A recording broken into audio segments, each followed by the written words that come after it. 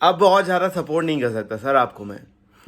फिलहाल मैं आपको सपोर्ट नहीं कर रहा था, मैं बच्चों का फ्यूचर बनाने के लिए बोल रहा था। ऑब्वियसली उस फ्यूचर में थोड़ा सा रिस्क था और जो लोग शायद से नहीं समझ पा रहे हैं। और रही बात कि कोरोना की, बहुत सारे लोगों का निगेटिव कमेंट ये था या पॉजिटिव कमेंट, मैं एज अ पॉजिटिव लेता हूँ हर चीज़ को। उनका ये कहना था कि सर कोविड से आप जब गुजरोगे तब पता चलेगा। तो भाई मैं आपको बताता हूँ, मैं जब दिल्ली से आया था यहाँ पे क्वारंटाइन था 14 दिन तक। फिर उसके बाद मेरी फैमिली पूरी कोविड के सिम्टम्स से निकली थी। लाइक मैं, मेरा भाई, मेरी माँ, मेरे पापा, सारे कोविड के सिम्टम्स से निकले थे। और मैं आप लोगों को एग्ज़ाम देने के लिए सिर्फ एक वजह से कह रहा था, वो ये कि भाई आपका करियर डिले होगा। ठीक है, करियर जो रिटर्न ऑफ इनकम है वो डिले होगी। ऑब्वियसली वो जान से बढ़कर नहीं है। और दूसरा जो मेरा कहने का रीज़न था कि आप र्यूमर्स को अवॉइड करो, वो ये था कि सर उनसे क्या हो रहा है कि आप लोग और ज़्यादा एनग्जाइटी हो रही है और ज़्यादा परेशानियाँ हो रही हैं। लेकिन अब नहीं यार, अब मुझे लग रहा है कि अगर अब मैंने नहीं आवाज़ उठाई तो मैं आप लोगों के साथ गलत करूँगा, और जो मैं कभी नहीं करना चाहूँगा। फिलहाल सर मुझे उम्मीद थी कि अब आईसीआई सेंटर की नोटिफिकेशन के बाद अब सही हो जाएगा, अब जो बहुत सारी क्लैरिफिकेशन आ गई होंगी। लेकिन अभी भी इतने ज़्यादा अनआंसर्ड क्वेरीज है जिनसे मुझे पूरी उम्मीद है कि आपको दिक्कतें हो रही होंगी। और बहुत सारे लोग ऐसे हैं जिनका सर सेंटर्स ऐसे चेंज हो रहा है सर कि गिरगिट का रंग, मतलब कि नोटिफिकेशन आने से पहले सेंटर चेंज, नोटिफिकेशन आने के बाद सेंटर चेंज।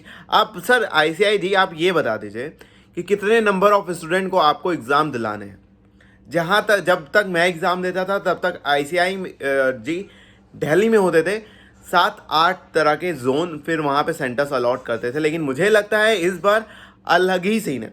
एक साथ 50 स्टूडेंट से ज़्यादा इकट्ठा नहीं हो सकते। आपने क्या इसको कंप्लाई किया है कि नहीं किया है? अभी तक मैं आईसीआई को सपोर्ट नहीं कर रहा था। अगर मैं बात करूं अपनी तो सपोर्ट नहीं कर रहा था। मुझे कुछ चीज़ों पे आईसीआई सही था, लाइक कि मुझे भरोसा था कि आईसीआई हमारे हित के बारे में सोचेगा। लेकिन यार मुझे नहीं लगता कि बहुत अच्छे तरीके से सोचा जा रहा है। मैं ये नहीं कहूँगा कि गलत सोचा जा रहा है, लेकिन बहुत अच्छे तरीके से नहीं, पूरी इम्प्रॉपर प्लानिंग यार, मतलब ब्लंडर।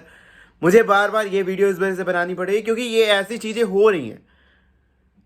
अगर आप मेरा पास रिकॉर्ड देखिए तो मैं इस टाइम पे ऐसी वीडियो बना रहा होता था कि सर आप लोग इंगेज रहिए पढ़ाई में, आप लोग मोटिवेट रहिए पढ़ाई में।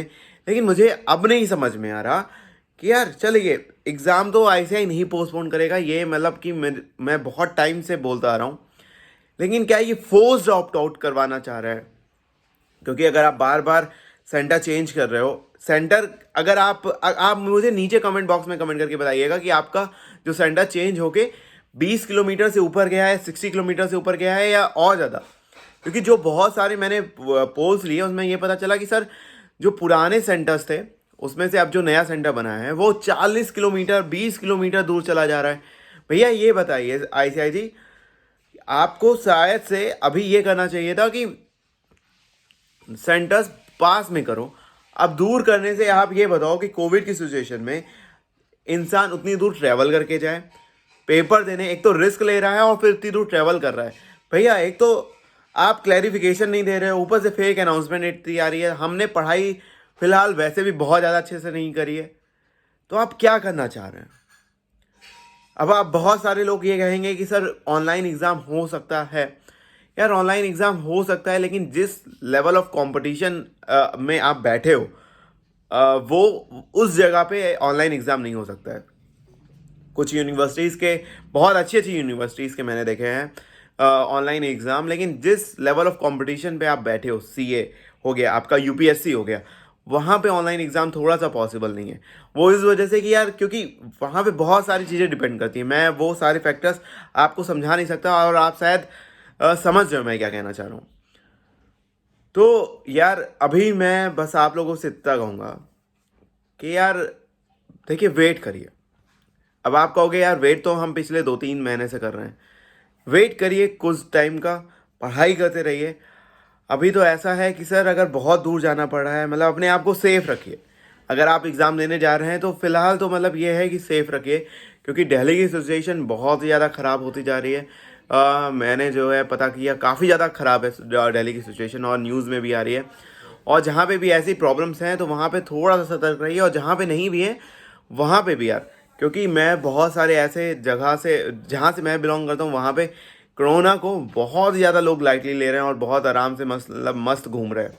तो प्लीज़ उसको लाइटली मत लो, क्योंकि जो अफेक्ट करता है लंग्स पे सीधा इफेक्ट करता है, ठीक है। और फिर जो दिल्ली है, दिल्ली की एयर ऑलरेडी बहुत ज़्यादा पॉल्यूटेड है, वहाँ पे ऑलरेडी जो लोग रहते हैं लंग्स इफेक्टेड रहते हैं।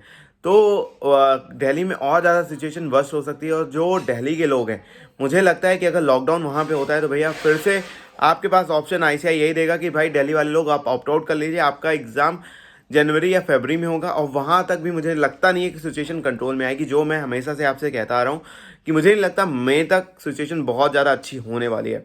तो यार मई तक तो फिर ये चलता रहेगा कि एग्ज़ाम देना है कि नहीं देना है। बस आपसे यही कह सकता हूँ यार कि सेफ रहो और वेट करो, और बहुत ज़्यादा मतलब पैनिक होने की कोई बहुत ज़्यादा ज़रूरत है नहीं। करियर ऑप्शंस बहुत सारे हैं, ये नहीं कि, और आप ऐसा नहीं है कि केवल सीए करके ही कुछ कर सकते हो। सीए कर लेना यार जब कोविड ख़त्म हो जाएगा, उसके लिए थोड़ी ना मनाही है।